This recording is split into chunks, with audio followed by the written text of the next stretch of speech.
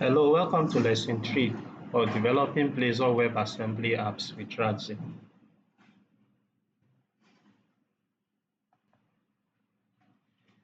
In this lesson, we are going to learn how to create app roles.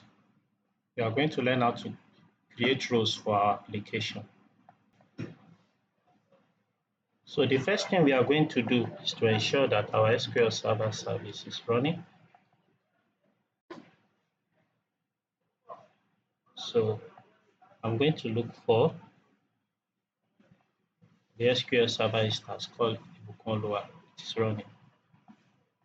So now that I've satisfied myself that Ibukun instance of SQL Server is running, the next thing I'm going to do is I'm going to start Radzen.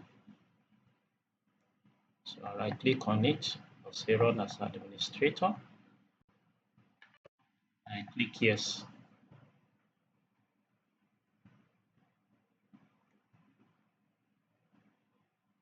So I'm going to open the web app now.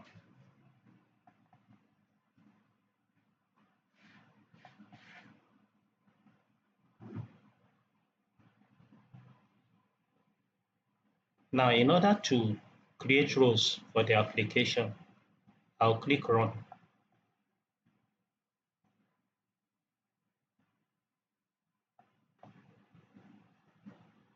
So now the application is now running. Now that the application is running, I'm going to right click on the link for the application and then I'll click on open.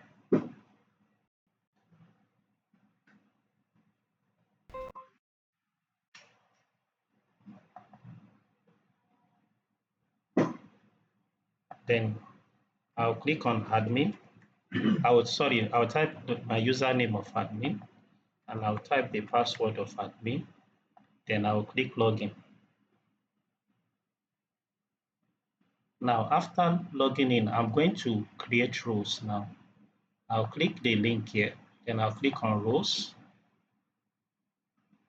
and I'm going to click on add. So the first role I'm going to add is called super admin. Now click save. The next role I'm going to add is student. I'll click save. The next role I'm going to add is class teacher. I'll click save. Now, the next role I'm going to add is subject teacher. Then I'll click save. Now, the last role I'm going to add is school admin. Then I'll click save. So this is how to create roles in our application.